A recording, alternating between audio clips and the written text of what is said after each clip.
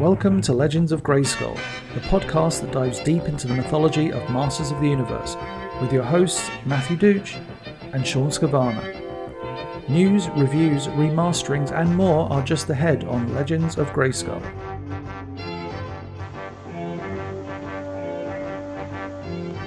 Hello everybody, welcome to episode 95 of Legends of Grayskull, the fan podcast where we discuss the history, the mystery, the magic, and mythology of He-Man, She-Ra, Eternia, Etheria, Nordor, Primus, New Adventures, Old Adventures, Ladybird, UK Annuals, comics, mini-comics, anything and everything you can think of with that He-Man, She-Ra, Masters of the Universe, Princess of Power! That Mattel logo down in the corner. I'm Matthew Dooch, here again with Shawn Scavana. Shawn, how are we doing today? Oh, I feel better after our little mini-sode that we just did. We had a mini-sode. Got a little something off my chest. So, and it wasn't his shirt this time. That says not Legion's Con. God, right? So yeah, no Legion's Con looky-loos here right now. So we'll put that right at the top of the show. We did record a little mini-sode, a little bit of randomness. Shawn saw a toy this morning that he really loved and had to talk about. Absolutely. And you will find the link to that in our Legendati Facebook group, the secret society supporting Legends of Grayskull podcast. Just go to Facebook, search Legendati, Legendatti, and join. Answer the questions to get in, and you'll get the link to that new mini-sode and lots of other soon-to-be-revealed, soon, that's in quotation marks for you audio listeners. Our new logo will pop up there before anything else. You get exclusive access to lots of content. So, yeah, go join that.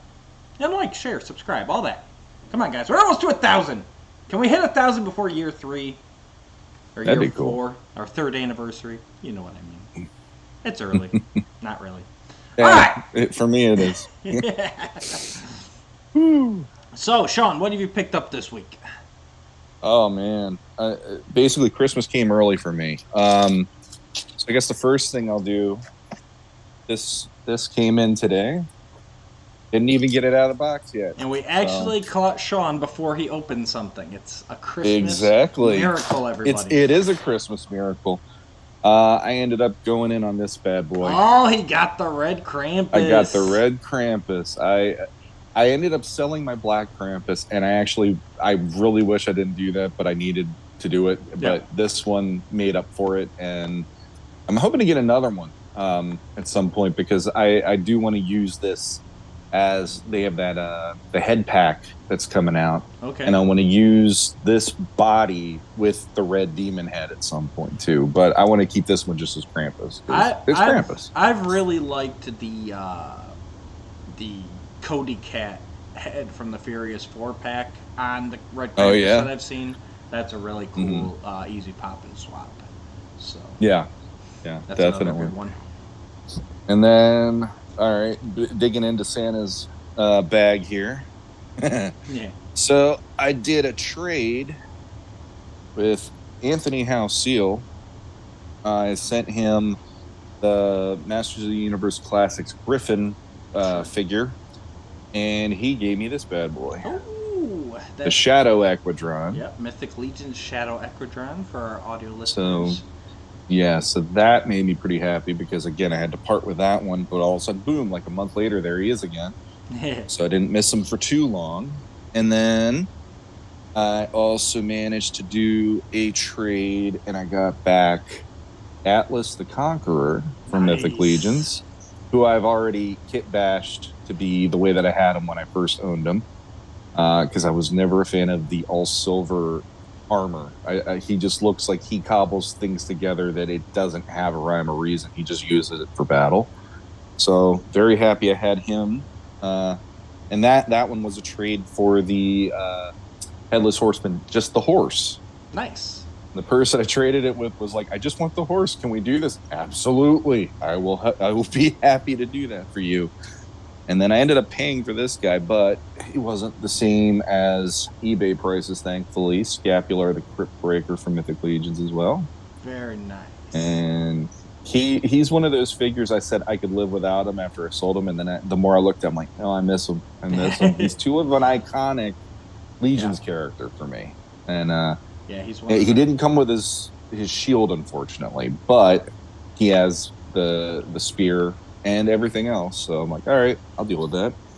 Yeah, he's one of the few skeletons I'm missing. Oh, really? Yeah. Yeah, I just never tracked him down. And then this bad boy came in the same day as Shadow Equidron. You got the regular Equidron, the 20th anniversary one. Nice. And that was sent to me as a gift from David Williams in the Cabal. He has pretty much blown the roof off the joint with what I started with Dusty Standerford in the Cabal. We started Cable Creations or Cabal Creations, where basically if you don't customize or you don't 3D sculpt, you don't paint for the figures, but you want to be creative in one way or another, Cabal Creations is a way to do that. So if you draw, if you paint, do digital work, traditional, we do little prompts like probably every 2-3 weeks. This one's going to go till the end of the month at least. And we give you little prompts within Mythics or Cosmics now. We just started that in the second post that I put up. And it's just, hey, draw a favorite figure or draw somebody from a faction that you like or have a battle scene if you want, whatever. It's mostly, even if you don't do the prompt, it's a way of putting yourself out there, getting your creativity noticed. And it went really well with the first one. So we're going to keep going. And David Williams, who sent that to me, he knocked it out of the park, and he knocked it out of the state with his first post, because he posted a Necronominus, and then he also threw, I think he had up to like 12 pictures he did. He said he was on the right. He said he's like, I was on the couch sick, and all I just kept doing was drawing Mythic Legions, and I'm like, I wish I could do that. Like, I wish I had that time.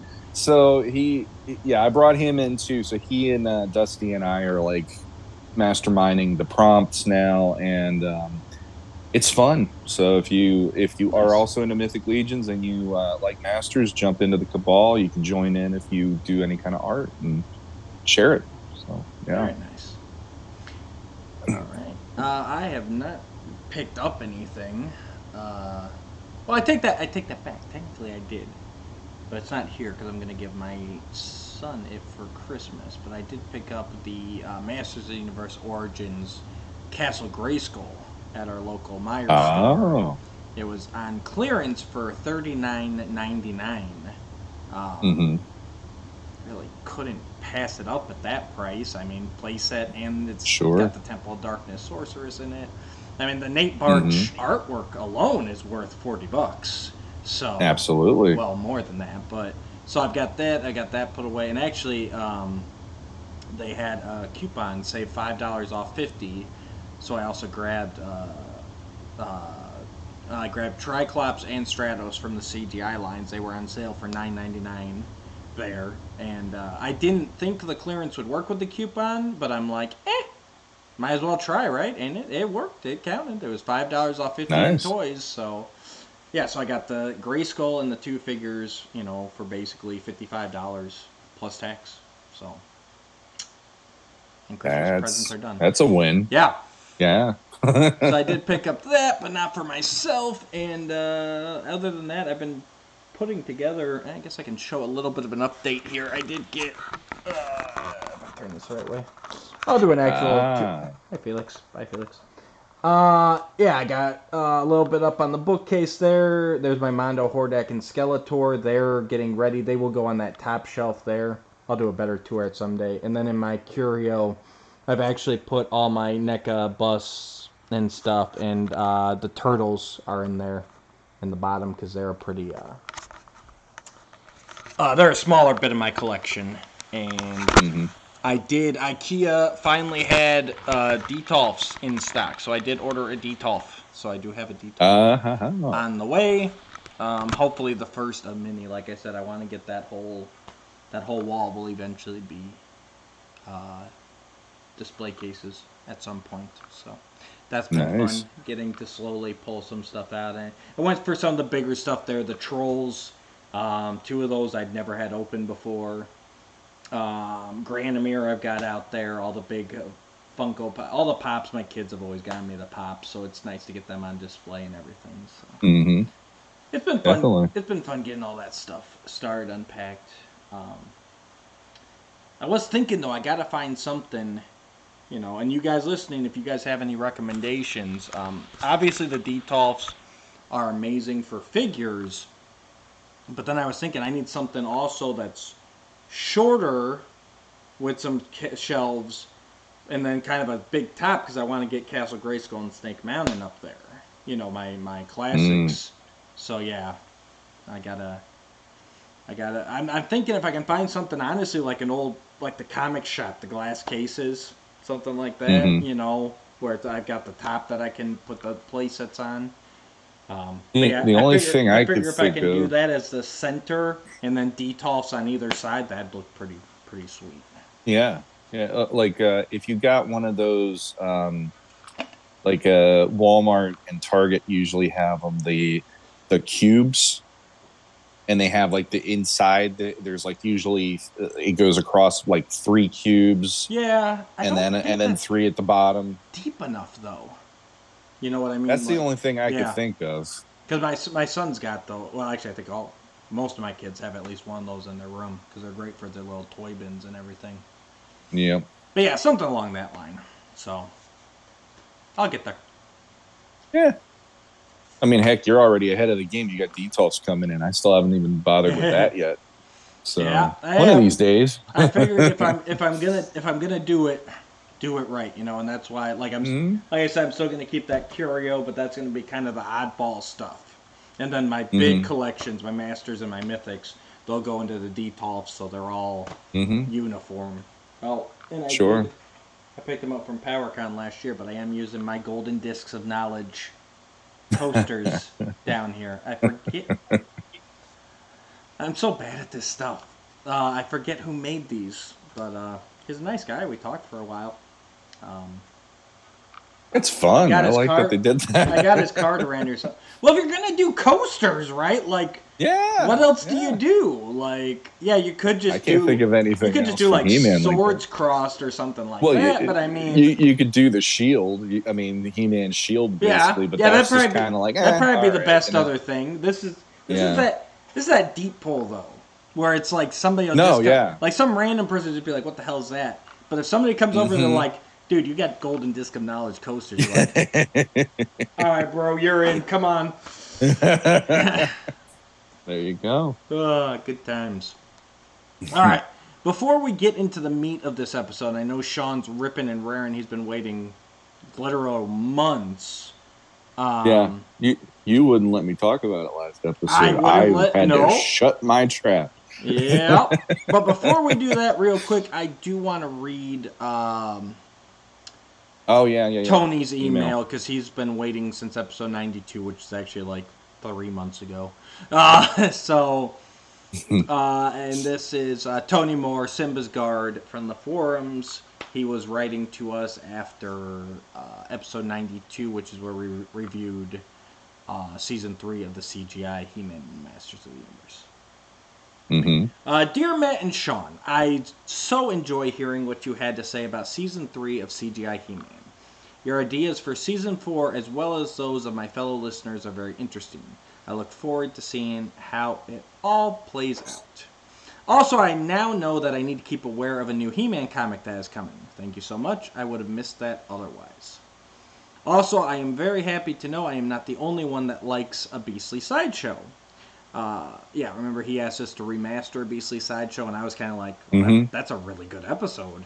So why ask for a remastering? I thought it had a reputation of being one of the bad episodes. I was so impressed with your review of the Mike Young production episode of Machines and Men, an episode that gets a lot of hate from fans, but does not, to the best of my knowledge, get credit for the awesome B-plot, the part you chose not to remaster. Since then, I've been wondering what you would do with an episode I liked that I thought no one else did. As always, thank you for your time. I can agree with that. Beastly Sideshow, I don't know if it gets a lot of hate, but it doesn't get a lot of love. I'll agree there. I don't think I've ever heard anybody talk out about it. but I've never heard anybody talk about it either. So we're going to take a crack at that. Full transparency, Tony, it's going to be after January. Like, we've already got some stuff lined up. It will be after January, but we will get to it. We had not forgotten about it. And thanks. Like, it's funny, Machines and Men, that's an episode that I hated when it came out. And I didn't even give it enough credit for the B plot until Shawn and I were like, what are we remastering? What works? And if you'd asked me before we did that episode, I would have said, nothing works, we need to scrap it. But, that's the fun of remastering, and we do have to get back to it. We've talked about that ourselves.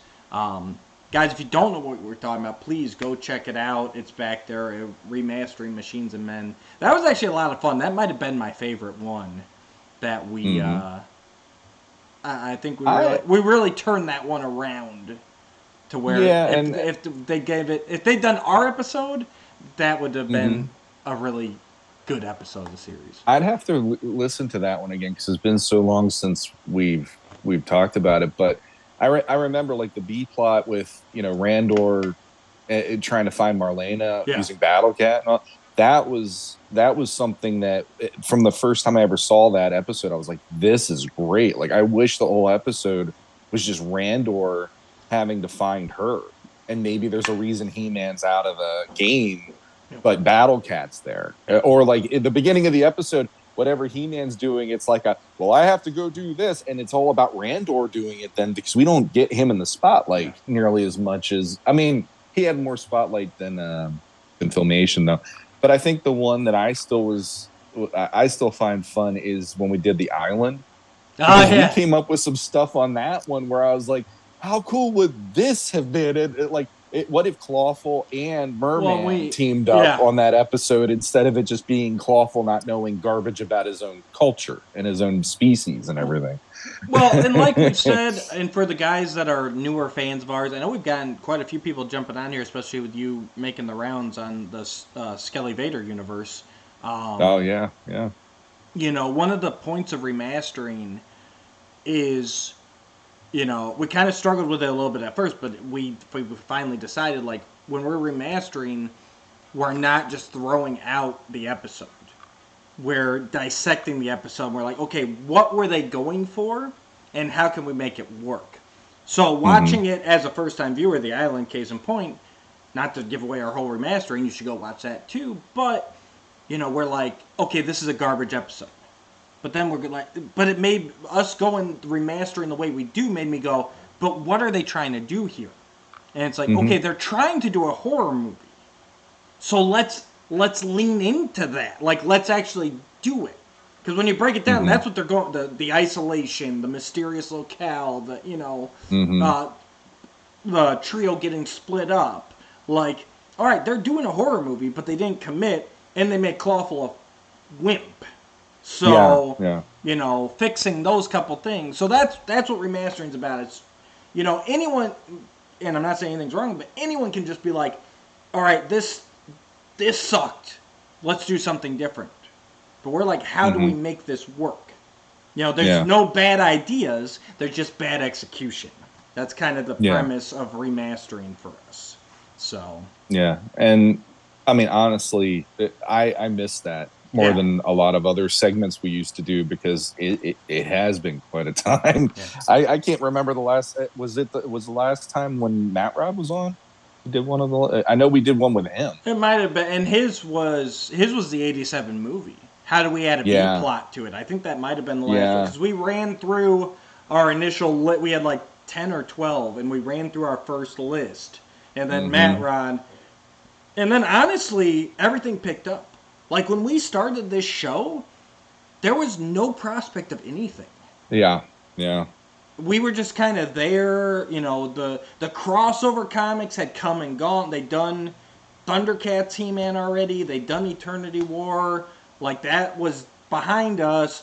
There was nothing really up, and, there was kind of speculation of maybe another comic or whatever, but there wasn't anything solid.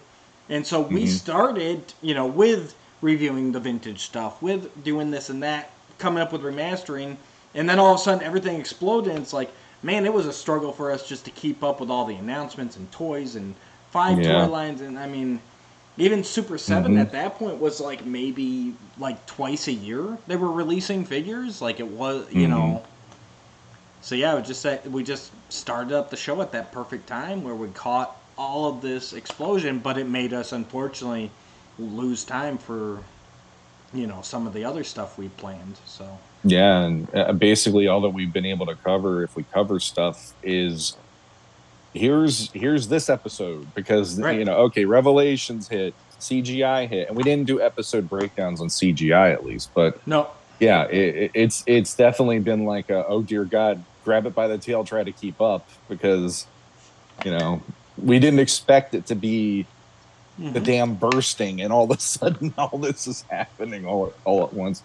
It's not a horrible problem to have, but getting back to the core of what we're about at the same time next year. So yeah, to finding that balance. I mean, everybody wants us to keep up on the news, and I want to keep up on the news. When I see news stuff, I'm like, ooh, shiny, let's talk about that. Yeah, so absolutely. So I think that's a perfect segue. Thank you, Tony, perfect as segue. Always. And guys, we will end up starting up the listener questions again and everything. We were just trying to get back on track first. Definitely January, you know, we'll be back kind of in more of a regular pattern. So yep.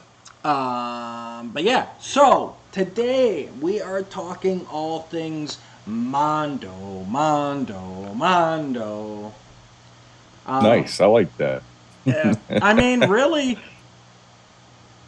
if any line kind of harkens back, I would think it'd have to be Mondo at this point. You know, just especially right now. I think they've really found their stride of taking the original concepts, doing their own little twist, spin, update on it, and giving us something that's really, you know, really worthy of our imagination and kind of just a good representation of the character, you know, in the vein that Classics did. I mean, I really feel like that's what they're on par right now, in my opinion, with Classics in there. They're reimagining, taking it to a new scale, you know, a new format, but really you look at that character and like, oh, that's He-Man, that's Beastman, that's, you know, that's Battle Cat. Yeah. So I know neither. I mean, I do have my Mondos over there. I picked up the Hot Topic Skeletor with the glow-in-the-dark face, and then I picked up the Hordak from PowerCon, the blue variant. Those are the only two I've owned. I don't know how much time we need to spend, but you know, Shawn, what's the figure that finally hooked you? Was it the Deluxe He-Man? Deluxe He-Man was. So before that, what was really keeping you from Mondo? Besides the price tag, I mean, that's just obvious. Well, obviously the price tag, and that price tag's actually gone up since they first released them too. So you'd think that would be something to make me avoid it, but now it's more of a, how do I figure this out? But I was actually weirdos. Real quick, it's funny you mentioned that because I was browsing the Mondo page and they've got the whole list of everything, you know, that they've released. And so just real quick, the first He-Man and Skeletor they came out with were $160 a piece. Went up to $165 with Faker. Merman was $170. Scareglow was $185. Man-at-Arms was $190. Keldor went back down to $185. And then Hordak, because they kind of took that big break there, and then Hordak is when it jumped up $230. That Scareglow was $220, and then of course the currents are $250, $260, $235. Yep. So it's just that nice little that time capsule looking through the Mondo page of like, oh, that's inflation. Yeah, basically. I mean, what I'm one of those people where when it comes to a line, I always want that base character that I started with. And for me, the base character is always He-Man. The first character I ever owned in Masters was He-Man. So I have that, like, I always want him as the touchstone to begin something. And the main thing to me is I also want that figure to really have that vibe of what I love about the character. And when Mondo first released their version of He-Man, I was like, I'm good. Like, it didn't pop for me. It didn't have the same spirit or any of that stuff. So Head sculpt and loincloth. I'll say that, and yeah, I'm good. yeah. And really, the sword kind of too. I don't really care for that sword. The sword didn't bother me as much because I was like, well, that's got that like Alcala kind of vibe to it, and it's their version of it. But the head sculpt just was, I was not a fan, and the leather loincloth was just weird looking to me. It had almost like like a road warrior, which for me, being the guy that likes the post-apocalyptic Eternia, even that for me was like, I don't feel like that's how it would look, and it just didn't have the right feel. It's not He-Man. So when they finally, I forget when it was, they kind of unveiled they were going to do the deluxe He-Man, I think it was, and it was PowerCon, the one that I went to, 2021. So they started showing off the 3D renders and the artwork that Emiliano Santalucia was doing. And I even remember I wrote him a message, and I'm like, so are they doing like legit loincloth where it's fur and this and that? And he's like, as far as I know, yeah. And I'm like, oh God, like they're doing it. They're going there. And then when I finally saw it and they had the timed release and all this other stuff, it was like, I was scrambling to find the money to get that figure, because on top of that, you got the classic version of He-Man. You also get Battle Armor He-Man, and you get Thunder Punch He-Man. So the amount of versatility within one figure to display it however you choose is amazing.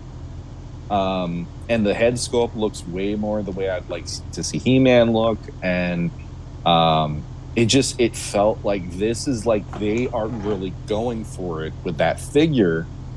And then on top of it, by the way, here's Battle Cat coming down the road. And by the way, here's it, the possibility of a deluxe Skeletor if deluxe He-Man goes well is down the road. So then we might get a more traditional Skeletor, which the one that Matt has doesn't look untraditional, but there is like a Mondo-esque. He's better than the He-Man figure. And honestly, absolutely, I like the exclusive one more than I like their general release one, which seems odd, but I don't know. There's just something. I guess it's different enough. They really went with the blacks and silver gray instead of purple, and it's like, okay, that's part of it. Like sometimes if you get more away from the traditional, it works for me better. But yeah, I really like this glow in the dark variant that they came out with, and accessories are awesome. I know we were just debating this the other day, but he does have everything's fun. He does actually come with a power sword. Nice, but it's definitely his. It's actually got a little ram skull, ramstone on the end there. And then I like that. I did remember correctly. He does have his Filmation style bone sword. And then he actually comes with the battle axe with the crystal on top too. So and that's then cool. He's got his sheath as well. So.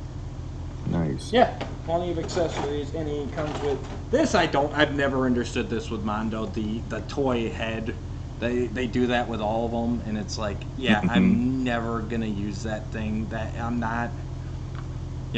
I guess if that's your thing, but I'm not buying a high-end designer figure to put a one-for-one toy head on. Absolutely. And then, of course, I'm the same way. He did come with Relay. Yep. That nice little nod. My main Sheen puppy. He will be my guest for something special coming up that I'm not going to reveal yet. But it's going to be a little holiday present to all of our followers, and I'm making Shawn do it whether he likes it or not. Damn it. Yeah. Oh, and he does have the cape as well. Yeah, I figured no time like us talking about him to rip him. Absolutely. Up there, so. So basically everything that's come out so far, we'll jump into the new reveals here in a minute, but God, that's heavy too. It's a heavy fabric, chained across. Real chain. That's cool. Yep. So really Nice. well done. I'm sure there's a better way to put it on. But I like it. I am Skeletor, and I am fabulous. Well, it makes me think of the intro to 2000X when he pulls the cloak over right before Adam does by the power of Grayskull. Oh yeah, that Skeletor loved his cloak. Yeah. But yeah, so is there anybody that has been revealed, like already out, now that you've jumped on, that you'd want to go get or is tempting to you? Oh yeah. First one right off the bat would be Man at Arms. Like that was I remember a lot of people were like, "Oh, Merman was the one that like turned them to go, right. Oh, now I need this figure." And for me, I'm like, it's still Merman, and Merman for me is not the biggest, ooh, I need this character or whatever.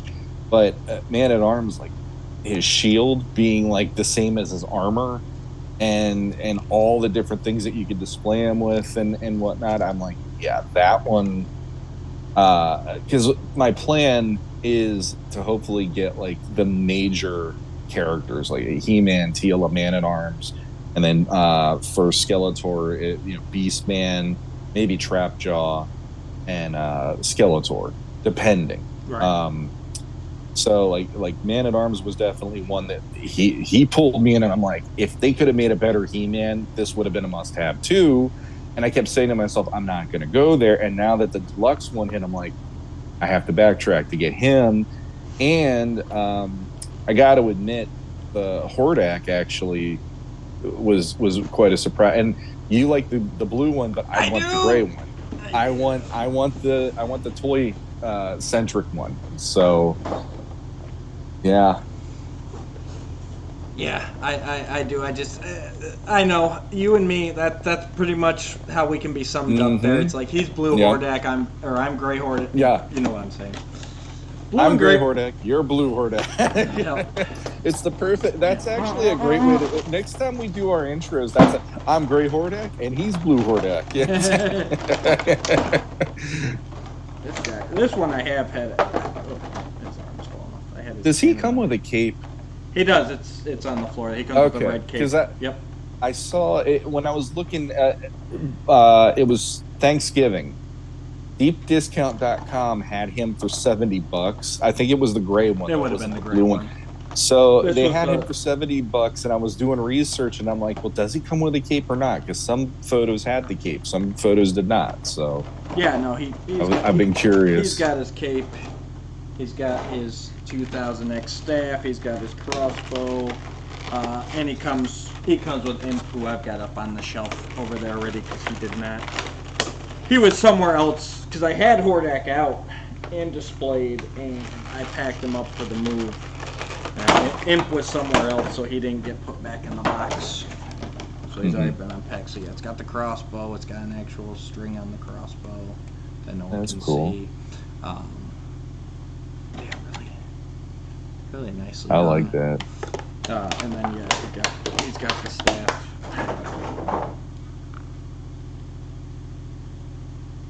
Yes, I would definitely display him with that because that just looked badass. Yeah. Ever since the staff's been introduced, that's pretty much my go-to. And yeah, he does have a cape. Yeah, and there we go. And it is a different. It is cut, in like bat wings, sort right? of, Like the vintage. It's got that bat shape. It's not just Skeletor. And it's a little small. It's not a cloak. It's his cape, and then he does have the two metal rings to attach it to his spikes. That's cool. And this one does have a little bit different head sculpt. The actual. He's got more of the Filmation vibe to him. Yeah, it's more of a clean sculpt. It's smooth. He doesn't have the ridges and everything. I might have to iron this cape, to be honest with you, because the wrinkles are actually dragging. Make me look pretty. Well, if I could... Oh, Shadow Weaver! My cape is wrinkly. What will the troopers think of me? But yeah, he's really that cool. snorting Hordak. Arm cannon looks awesome.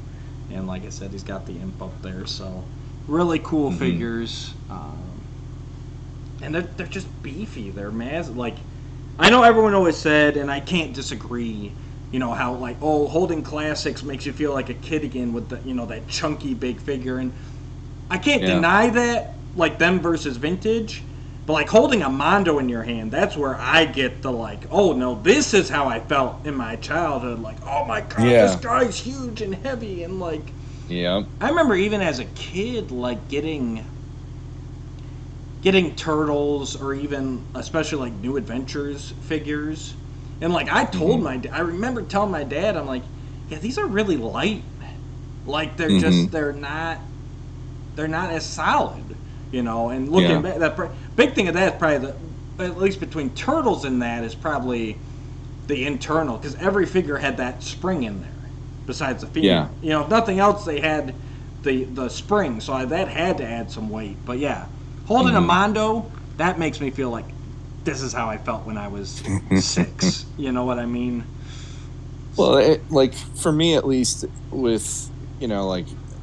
We like to joke. I'm in my 40s now, but you are in your 40s now. No, yeah, but the thing is that also has changed my perspective on what I need versus what the fandom might think is masters to them or whatever at times. So like in the case of Mondo, like I've always wanted that He-Man to look like He-Man. Right. And I don't mind if they do little details here and there to make it their own version. Right. But their own version, when they first released it, went a little too far off of what I was wanting to see. And then they started doing, like, Man-at-Arms and Merman, to me, I'm like, well, those feel like the Spirit, though. Right. Like, and Man-at-Arms to me was like, there's no way around it. He's like 2000X Man-at-Arms. Well, you know, that would have been my go-to with the design if they could have done it for He-Man and Skeletor initially. And I'm just at the point where I love classics. I still have my classics, but there is that, like, the next step for me if I wanted to do something would be Mondo. Yeah. If they made the He-Man the way I want, and then when they did it and the deluxe Skeletors around the corner, Battle Cat now and all that stuff, it's like this is where I love to just be. And it's not a snobbery thing. It's I want to capture the best possible version of these characters that I loved ever since I was 4 years old. And I feel like Mondo's bringing that to life for me again, the same way when I got my first classics figure.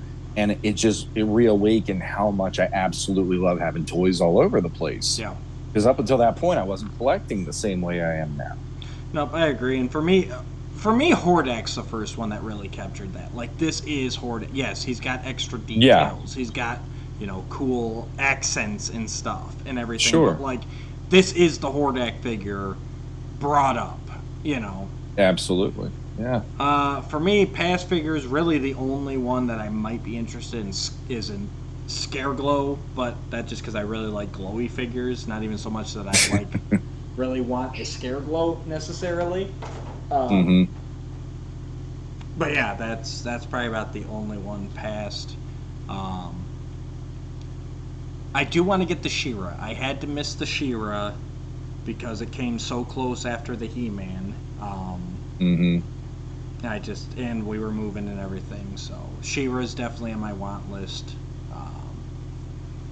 But yeah, I know I said it starting off with classics, and now I have a ridiculously larger classics collection. But if I can get He-Man, She-Ra, Skeletor, and Hordak, and a Battle Cat, like, I'll be good there. Those on a shelf, you know, or 2 shelves at that point, because Battle Cat's freaking ridiculous. Yeah. Like, I could be good with that, and I could consider that a collection, because this is. You know, they've recently done the Anti-Eternia He-Man, and, you know, they did Keldor, and, like, they go to some of these deeper characters, usually the ones that are just primarily repaints, which I get, but, yeah, like, this is not a line that I feel needs to hit everybody. Like there's a big drop off in this line, in my opinion, where, you know, this is a line where you want to hit the core and maybe some easy repaints and a couple fan favorites, and that's pretty much it. Yeah, you know, I don't see anybody collecting everything out of this line, or you know.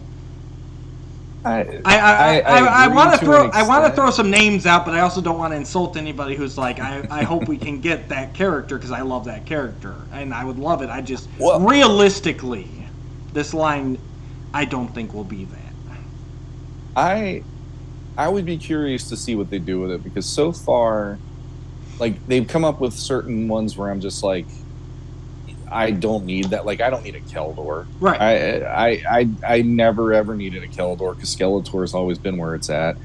Even like Scareglow, I would rather have the second version than the first version. Oh yeah, sorry. I did mean the second version. I like a white glowy boy. Yeah, same here. So and honestly, like, there's still some tweaks even in that initial buck that they did, that if they could fix that, because like, I don't like the loincloth the way it is if it's under the the plastic part. I'd rather that be here's like a fur loincloth for each character to give it that like 2000X vibe, where it can hang a little more like, I hate to say like a kilt, but kind of more like a kilt for the characters, compared to here's the briefs. Because that drives me nuts. I don't like that personally. You don't like the briefs? No, see, I don't like that. It looks. I didn't like it even in Origins. It just looks odd to me. But put something in front of it, and I don't care. It doesn't bother me. There's something distracting me from it. But butt shots. Now, see, that one should have been flat out, let's just not have anything under it, because then we could have had butt cheek Skeletor from the 80s. That's disappointing. Even with the you can still see the actual loincloth. There's no butt cheeks. So I want some butt cheek Skeletor one of these days for one of these lines, because it was a fact. I had it on my freaking my sheets as a kid, and even then I looked at it and I'm like, I'm sleeping on a naked Skeletor. This is a little weird, but I still love He-Man, you know, and I just get into bed. Didn't matter. So, Shawn, what'd you do today? Well, I got mooned by Mondo Skeletor. I got mooned. I got mooned by Skeletor, and he liked it. I don't know if you've ever looked up close, but yeah, there's just a ton of little details all on this. That's guy. On the fabric. That's interesting. Yeah, I would have figured that would have been plastic or something, but they did it on there. That's interesting. Beautiful. No, like, that's the kind of stuff they go there, and I love that, because Classics was able to do some details that the original line didn't do. Even 2000X got to do the details that when I first got 2000X, I'm like, holy crap, these are amazing, because they took everything from the original and they amped up the detail, and it's like, give me that every time. I don't want to draw it, but give me that. Because the details drive me crazy to draw constantly. Are we doing the shadow game where he's going to be like, he's gonna just move his jaw? I was trying just to show off a little. My son is in that level right now. Little of the. I like it. No, like I said, I like that sculpt. It works really well in this. I don't care for it as much in the actual release, but this with the glow in the dark on the face and then the black hood, like, really works well. And I usually really like a purple Skeletor, but just with the way they did this one, the black and silver really pops. And if you want that splash of purple, you got the cape, which is still in purple, and it really offsets really well. Like I said, this is one where I think the repaint really outdid the initial offering. Yeah. I can't decide if I'm going to put the cape on him, though, or not. It's cool, but I also kind of... I don't know, my Skeletor... I know 2000X really played up the cape, and I really like it, but, like, to me, you know, Skeletor was always capeless. Like you said, you got to be able to see his butt. Otherwise, you don't know who you're facing. Like, so. My default masters will always be more the Alcala and the Tick Zero mini comics before Filmation came along, and it's just that simple. Like, he did not have a cape. I get why they went there, because it does give him that more ominous Darth Vader kind of vibe. But Skeletor never needed that. He was always a Skeletor, and it worked for me on that level. But no, like I would be curious, because like the Anti-Eternia He-Man, that one didn't sell out in minutes, which really shocked me. I did end up getting on board with that one, and then I have Battle Cat on the way, and I also have the deluxe He-Man. So once this deluxe Skeletor hits, then I'm in trouble. I got to figure out that one on top of everything else. Those hands are sweet. I was gonna say they've got your hand, Shawn. The dramatic Bela Lugosi. Bela Lugosi.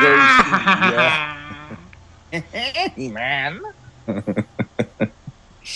Yeah, I like it. I gotta have at least one of these. The other one of them will be holding his Havoc staff, but one of them will be the hold the Havoc staff with one hand, and then the other one him doing this or something like that. That's it. That's your perfect Skeletor, in my opinion. Absolutely. All right. No, I don't know. Like, I'd be curious how deep they'll go with it, though. Well, let's jump in real quick here to some of the reveals, because I assume everyone's seen everything that's been out already. So, all right. So right off the bat, we got Panther. Mm-hmm. All right, so first up, we got the Mighty Panther. I mean, basically a Battle Cat repaint, but holy shit. Those horns.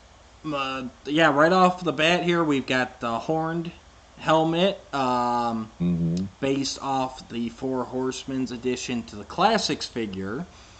And then it also comes with the... a helmeted head that looks like the skull of a saber-toothed tiger.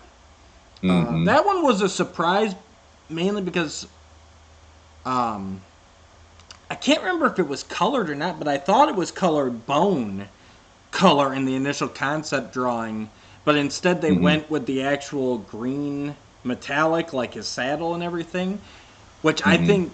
I wasn't that impressed with it when I saw it in the bone. I'm like, oh, that's a neat concept, but, like, it didn't wow me.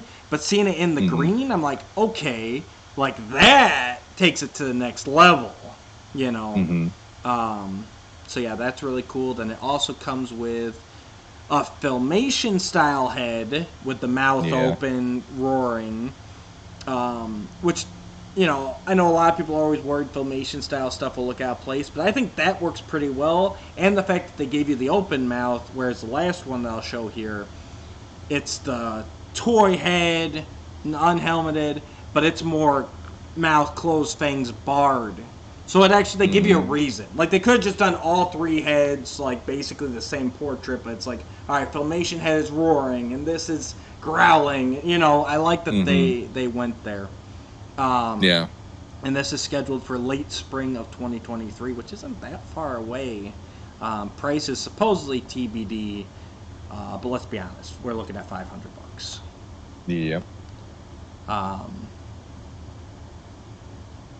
So yeah, what you think, Shawn? I would absolutely love that on the shelf along with Battle Cat, because again, going to the core characters I'm looking for, it's like, well, Panther I don't feel is a core character compared to Beastman.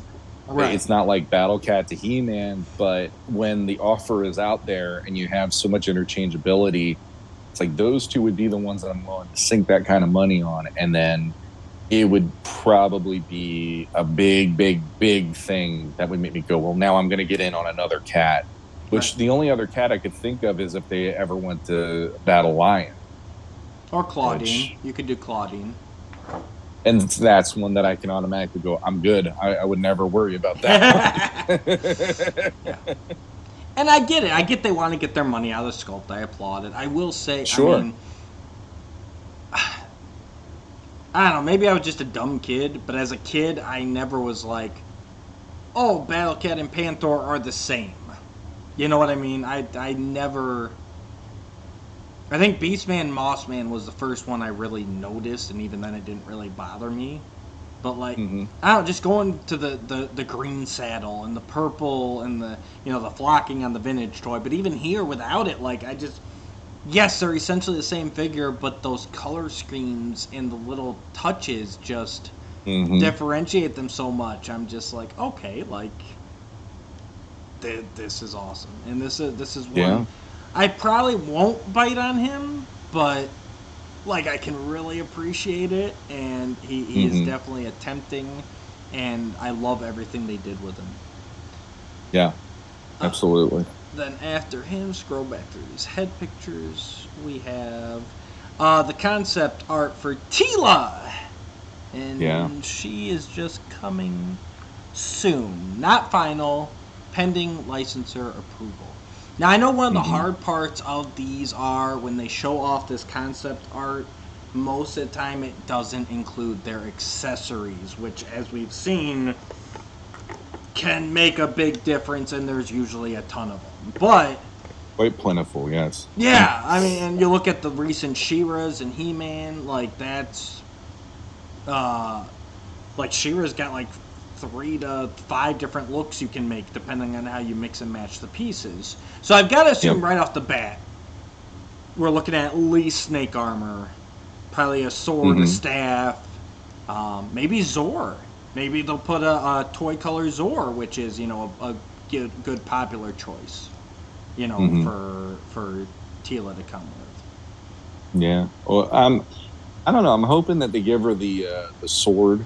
Since the 2000X, she had that snake sword. Yeah. Give her the snake sword and give her like a Filmation style, Yeah, like the guard sword. Yeah, exactly. As I call it. Yeah. Yep. So you could go there. I'm curious whether or not they don't. Obviously, She-Ra's their first female figure, and they didn't do a vintage. They did a vintage look to her. Right. But they didn't do like a vintage face, if I remember right. It was just, here's the one face, and you can interchange the tiaras and the different masks and stuff. So it's like, I'm curious if they'd even do that with her, because they did it with all the guys so far. And then, I don't know, did they do it with Man at Arms? Maybe they didn't do it with him, though. But yeah, I mean, she's... Man at Arms had the unhelmeted and the helmeted. The unhelmeted and the helmeted. But they didn't have them with the, like this. They didn't have them with that. No, not the toy. Yeah. So, but yeah, like there's a part of me that's like, it would be kind of cool if we could do a 2000X version where she has the ponytail maybe or something, but we'll see what happens. I don't know. Like she's a must-have when they release her, because she's, like for me is like top 3 in Masters when I think of Masters. So even without my favorites, it's just flat out Masters, usually He-Man, Man at Arms, Tila, boom. That's your core characters typically. And Battle Cat always, But I am looking forward to her, because the only female character we've had is She-Ra. Yep. And a lot of people are really enjoying that figure, and I know there's been a few like QC issues with her and stuff, but for the most part, across the board, a lot of people are like, beautiful figure. So I'm really looking forward to see what they do with Tila. Absolutely. Yep. And she's got a lot of nice little nods. She's got the longer loincloth piece, the yellow piece that hangs down a bit more like the vintage art. She's got the little bit longer hair there.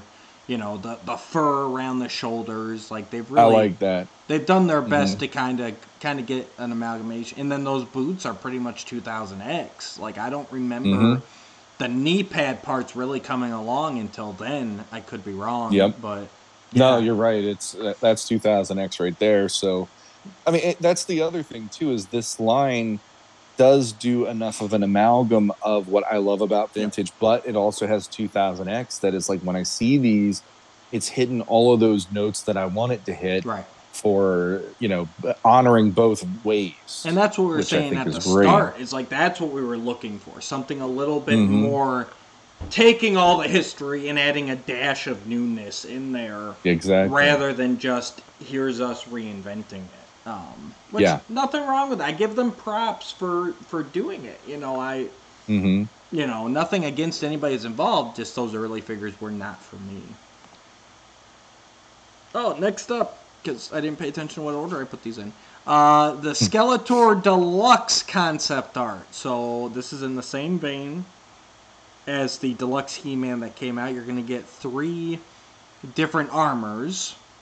And this is still in just the grayscale sculpting phase. Like, the rendering, the 3D rendering. So you've got the regular Skeletor, regular armor, chest armor. He's got the loincloth skirt piece. Even here, the shin guards look a lot more 2000X inspired than anything else. And then you've got battle armor, of course. He loses the loincloth. He gets the battle armor for the chest.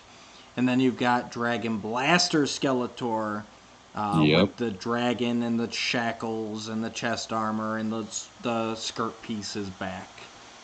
Now, that's an interesting third choice. I applaud him. I love it. I really didn't expect that. I thought it was going to be battle armor, regular, and then I thought they'd probably go Terror Claws, because that's kind of the... feels like that's kind of become the third go. Like, no one goes Dragon Blaster, because it's more complicated. Like, Terror Claws is kind of the easy Skeletor variant. You know what I mean? So that was a big surprise, and I'm like, all right, props for that. I'll give you that.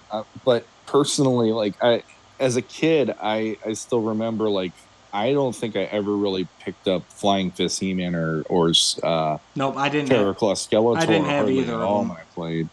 I mean, I had them, but I always went to my traditional He-Man and Skeletor when I played, or Battle Armor. Those were my happy places. But I played with Dragon Blaster a lot because he had I love that dragon. Like, that was that was the coolest of the variant. Like, Battle Armor, obviously, regular is regular.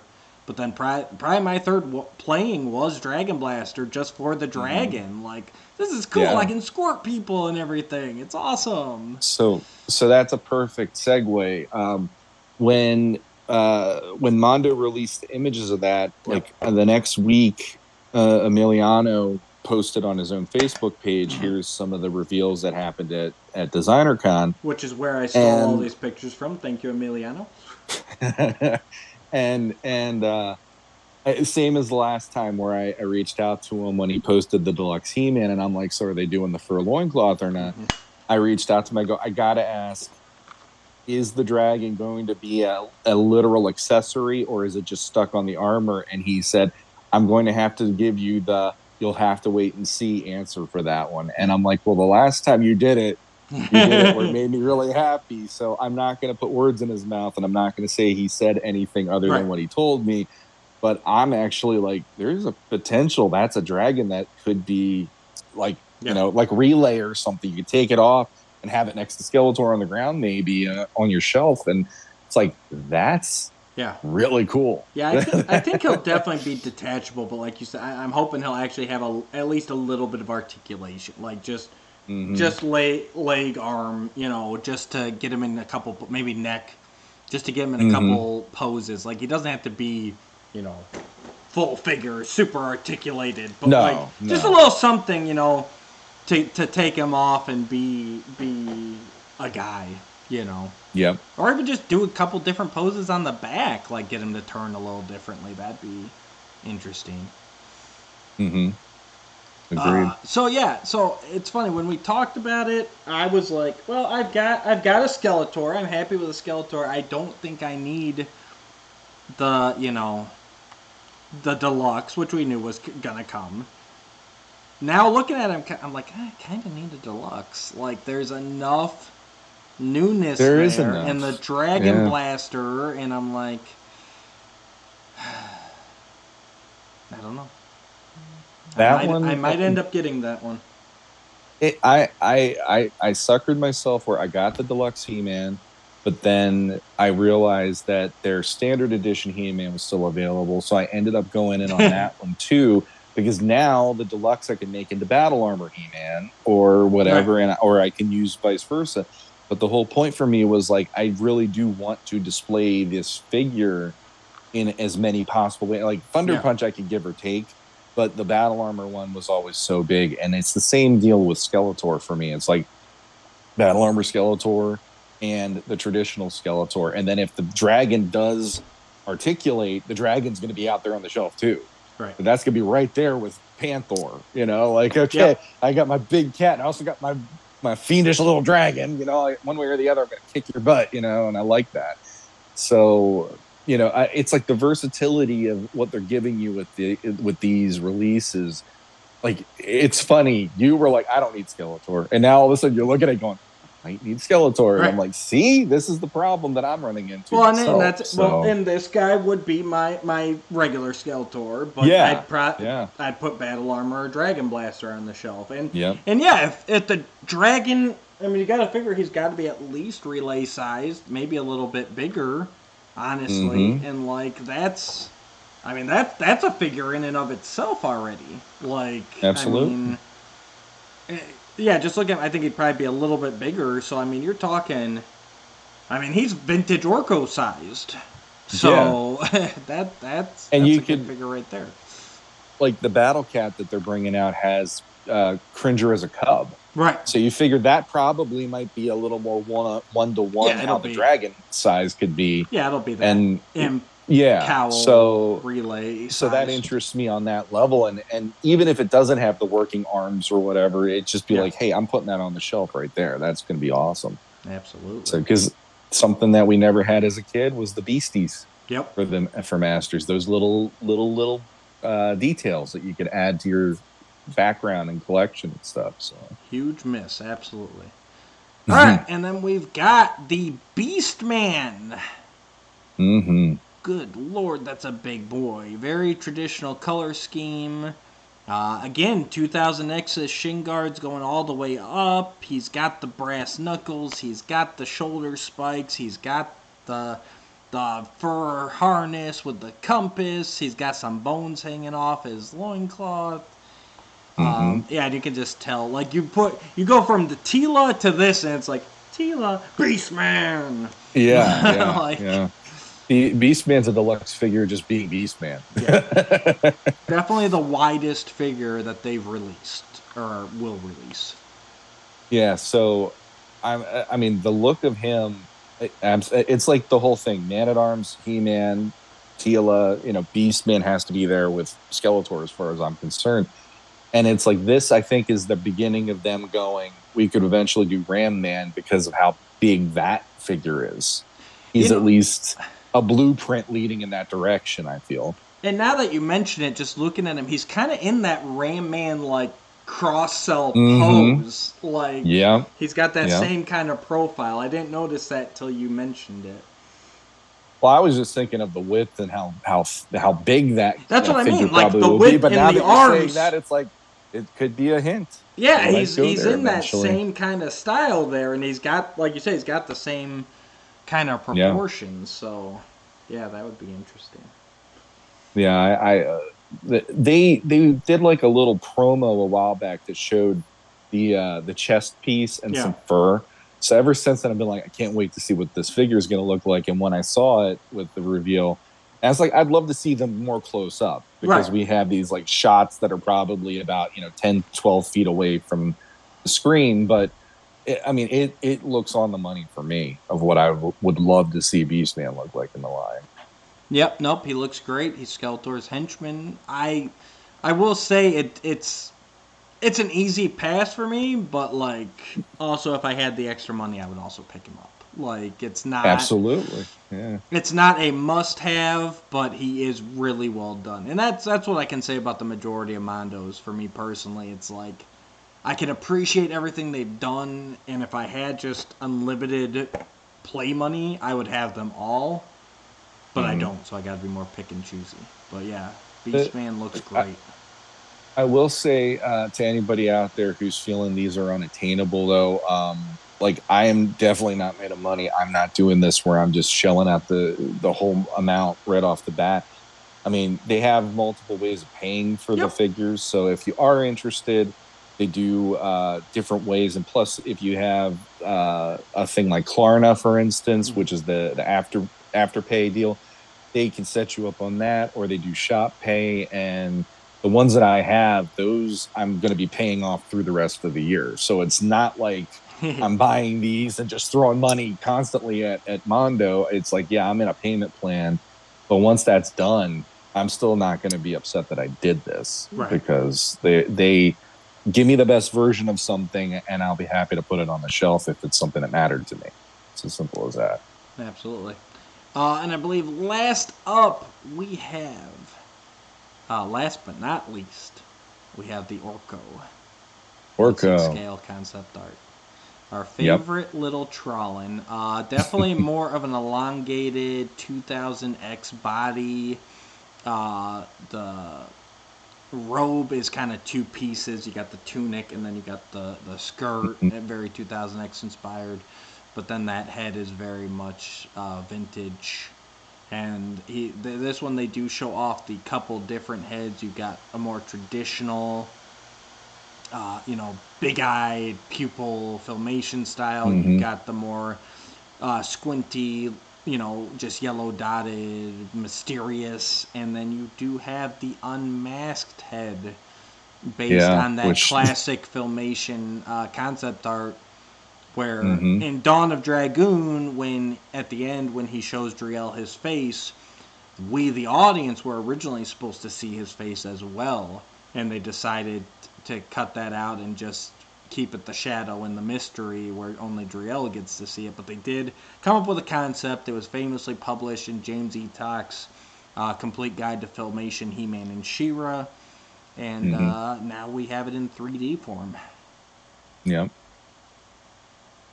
Yeah, and I'll be the one to say, the Orko, it's nice they're making him, but he's not on the list of necessary ones for me at this point. So I will say, my whimsy is not there for this character. It's beautiful. He's not a must-have for me.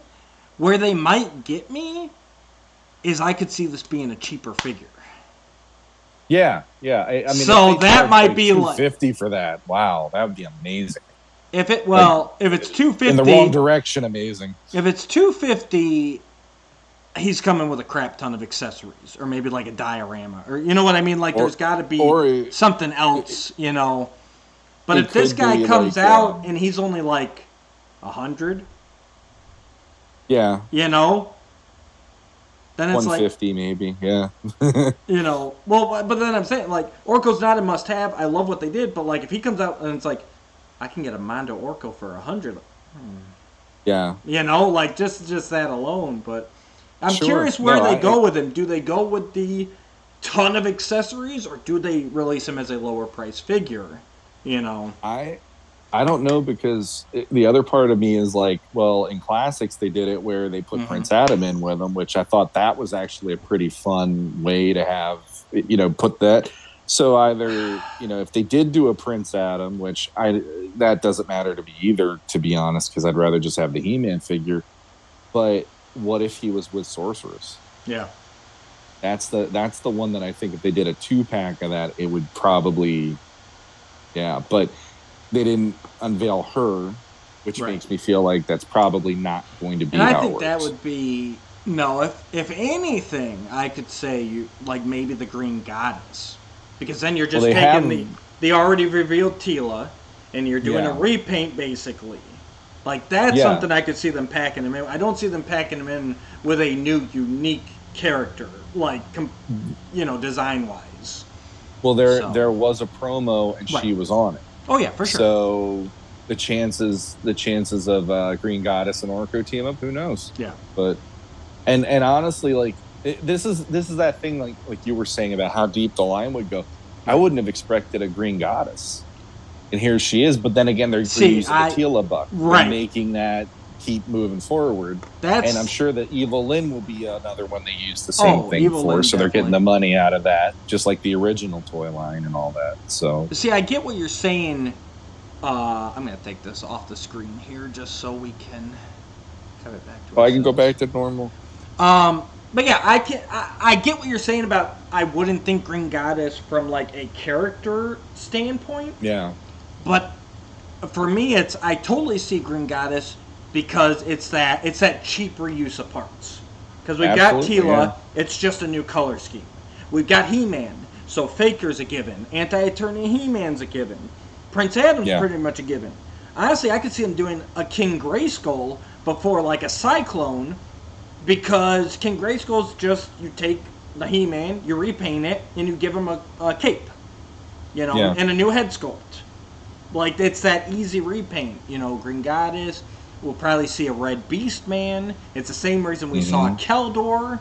Like, it's so, those easy niche characters have a better likelihood of getting done than a niche unique character. Sure. Yes, I think I said that right.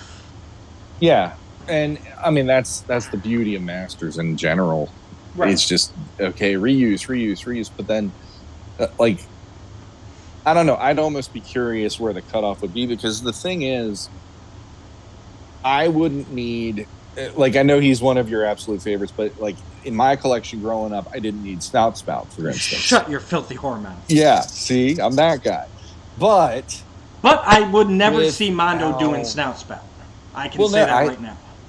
2000X, though, and the Horseman's redesign of him proved to me, if you do it in a way where it doesn't look quite as awkward and it looks like here's an actual boom, like Snout Spout in 2000X, if you saw him bust through your door when your house is on fire, you're like, yes, I'm coming with you, save me. You know, like, he had that vibe, like he looked heroic as hell in that new design. And I'm like, if they go there with that character and do, okay, we're going to give you a little bit of vintage, but he's going to go more 2000X and really make that pop, because the other thing is we never got a figure, just a staction out of that. Right. We got the head swap in the Classics line, but that was it. It's like, that's one that I think there would be people going, it's Snout Spout. But then when you see it, you're like, that's Snout Spout. Holy crap, that's awesome. And I think they could do that with some of these figures where I don't feel like there is necessarily like a cutoff right now of how deep they could go. And once we hit some of those figures, like if they hit Ram Man, if they hit they already hit Beast Man. If we hit Ram Man, if we hit Fisto, if we maybe hit like Clawful eventually or something. And it's like, once we get into those where it's like the second tiers, are they going to go third tier or not? Are they going to go deeper than that? So see, I think if you go deeper, you've got to either, number one, the later you get in the line, the more unique parts there are. You know, true. Snout Spout, almost all new parts. You know, whereas even Cyclone, Fisto, Mechanic, like, you've got your buck, you've got your He-Man buck, you can repurpose some stuff. You know. Yeah. But then there's that point. So I think the farther you go, either the more expensive it gets, you know, beyond inflation, but just the more expensive it gets to make up for the new parts, or you go back to those ridiculous, 1,000 pieces, 2,000 pieces, and instant sellouts. I mean, it just, I'm not saying right, wrong, nothing. Just business wise, that's how you have to do it. You've got to. You know, you got to limit the further down in the trenches you get. So that's why I'm saying this high-end collectible line just has such a greater drop-off, where what we normally consider B-list characters are like, that's pretty much the bottom that we're probably going to get. Mm-hmm. Because you go any lower than that and it's not profitable. And they've got to make a profit. The question... True, and it's a business. I understand that too. So, but the question then is, say they do bring out Cyclone, say they do bring out Snout Spout, how much more in trouble is Matthew Duch? In trouble. I was wondering. Here's the thing. That's the problem. Is I feel like I feel comfortable passing on She-Ra. You know, I didn't have the money when it came out. I'd still like to get her, but I felt I didn't have the money when it came out. I couldn't get her. I feel comfortable with that. And I knew that they would sell a ton of her.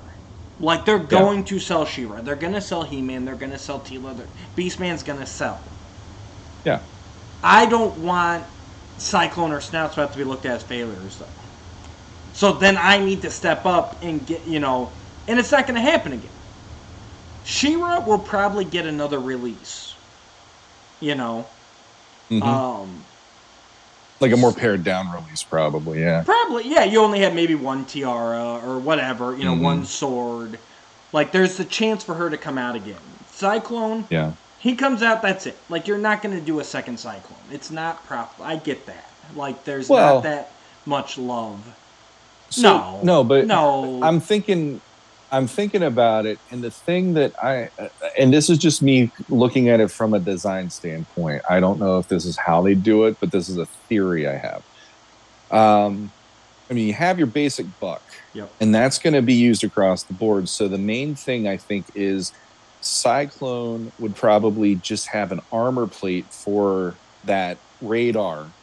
It wouldn't be in the figure. It wouldn't be a new buck that they create. I feel like that's something more like the battle armor where you could pop it on them. Right. And then if they did the arms and legs and they made them look a little more mechanical than human with the musculature, that would be an easy way of doing your 2000X snout spout. And you have those versatilities between those two where it's like, well, there's a reuse right there. And then if they have the mechanical buck from there on, you can use it for other characters later on down the line that work in that way too. But you're not going to release two. You know what I mean? You're not going to. You're not going to release. You're not going to come out with Snout Spout and then a year later come out with another version of Snout Spout. No, but if you that's what I'm saying, like the Tila or the He-Man buck or whatever, I think they would be okay. What I'm saying it's a one and done, so I've got to get it. You know, I've got to get them. I've got to support the unique. I'm more likely to support the niche unique characters, and I'll skip some of the bigger guys, knowing that I'll have the chance to go get the bigger guys at another point. I mean, that makes sense. Even the deluxe He-Man, like not a month later, you had the chance to get the standard He-Man. You know, like that's not good. They're not going to go, here's Cyclone, and then a month later go, and here's Cyclone with his ring and his 2000X head. Like they're not going to, if anything, that'll be a pack-in to where you can make both versions. I would hope so. But there's no reason to release two. So that's what makes me more likely, to jump on him right away. Yeah. Well, we'll see what happens because, like my wish list is definitely Fisto and Ram Man as of right now. We'll see what happens. But, I mean, I'd be curious, too, if they went off if they side tangent and even did, like, Wondar eventually or something. Right. like as an exclusive or whatever. Same thing. Wondar has a greater chance of getting made than Cyclone. Like, that's and especially Snout Spout. Because, again, you're creating a new armor piece. Yeah. And really, if you create that, then you can release a Zodak too, and and I mean, they I will pass on Zodak. Even hinted at. Oh, I would too. I don't give a crap about Zodak, but not for this price, not for $200.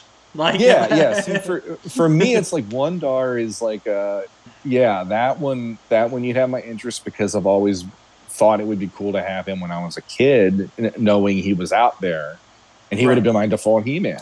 But, him, and then, you could do Zodak. You could do other, do other members, even, of as I called it the one time, the Zodak Force. Cosmic Enforcers! Voltron Force! Yeah. Anyway. But no, I agree. They'd have to have ways of figuring out how to make stuff work. But, I would be very interested to see what a Cyclone would look like in this world. They have Stratos lined up, too. He was already nodded at. So it's like, okay, they're going there. Yep. Let's see what they'll do. We'll see what happens. All right, so you said your heroes. If you had to pick one more villain to do in the Mondo line, who's your villain? Oh boy! See, like they already did Scareglow, Trapjaw's on the way. Let me look over here at the villains and double check if I'm wrong or not. Honestly, okay, I could say. Actually, there's 2 or 3 now that I'm looking at them. So the first one that popped out would be Too Bad. Yeah, that's who I was How cool would that look for. like in a Mondo? Go for Too Bad. He's one of my favorite evil warriors, and he would be awesome. A wider figure, double heads. They can do some fun stuff. The other one that I've always wanted this, and I know there's customs, but it never had an official release. I would love it if they did web store and they did it where you could do him 2000X where he has the spider body. Oh, yeah. Finally. Yeah, Like, when he go eats the there ambrosia. Yeah, because that could be a cool exclusive thing that they do. They have web store come out looking normal, and then an exclusive version where it's a bigger box or something. Yeah. And he finally has the spider part, and you just pop the one, put it on the other. I would lose my mind over that, because ever since 2000X, I wasn't the biggest web store fan as a kid, but ever since that episode, I'm like, I need that at some point, one way or the other. So if Mondo did that, oh my God, I would lose my mind. That would make me a happy person. So yep, the only character they killed off in 2000X, and they did it so subtly, no one was even sure that they did it. Yeah. And I liked him in 2000X, which made me actually sad when they killed him. Yeah. Well, once it got confirmed, no one was really. I'm watching the episode. Did he or didn't he? And yeah, that was sad. He was underutilized. Yeah. Stakes, though, that's the thing we always talk about, and again, that's a huge part of why that show worked for me. But no, and then the other one, real quick, because I said 3, the other one that I wouldn't mind seeing would be actually Stinkor. Okay. Because Stinkor, if they don't, because they can't do the merman head with him, so they have to make him look. I bet they would. I bet they would include it. Like that's his. They would include. That's his like alternate the old head. school. Yeah. Exactly. But I'm no one imagining it like the staction though, like right. because that's the main thing is like if you can bring these stactions to life that we never had in articulated form in one way or another, that would be a huge thing for me with this line. And so like put the canisters on his back, give him the mouthpiece so he's breathing and all that. Yeah, it just doesn't work. It just doesn't work. For our audio listeners, I did put that toy head on the Skeletor, and it just hey guys, it looks like. Hey, you guys want to come to my birthday party? A Halloween mask. Ooh. It really looks. It looks like he's going trick or treating with his own face, or like it's the Michael Myers version of Skeletor, where he's wearing a mask of his own face. Yeah. Actually, it looks like he's about to do Thriller. Yeah, Thriller. That's the way you had him.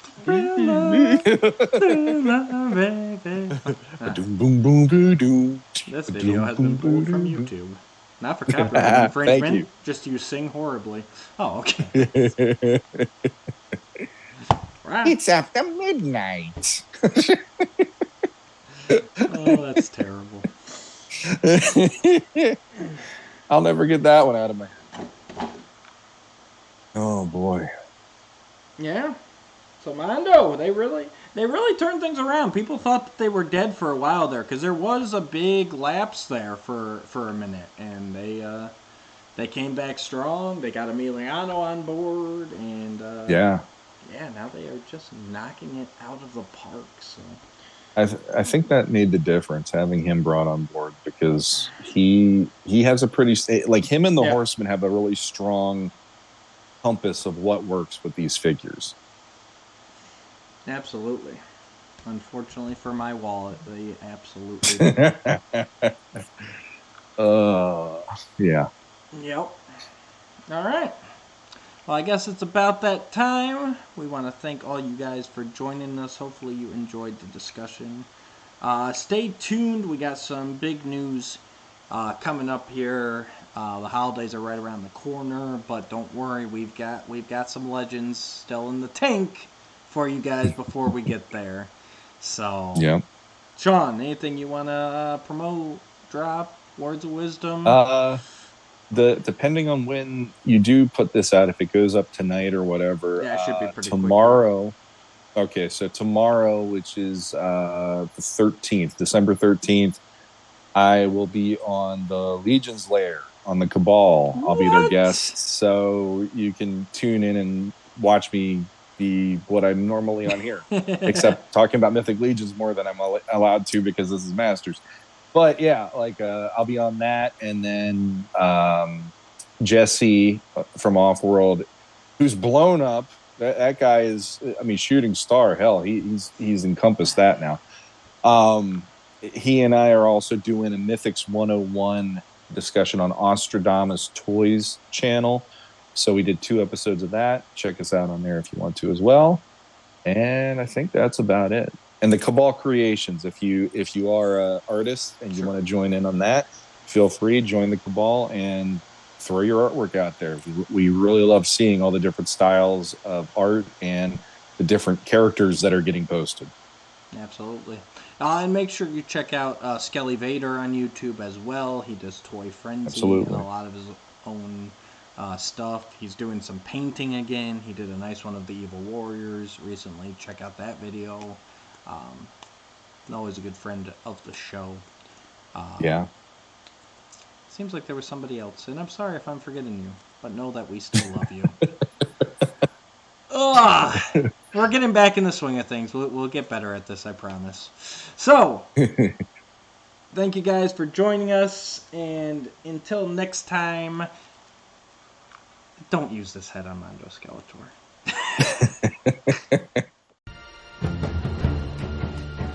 Oh, come on.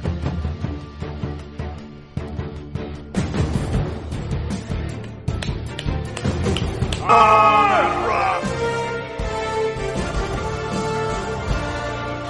Oh, bear. Oh, bear.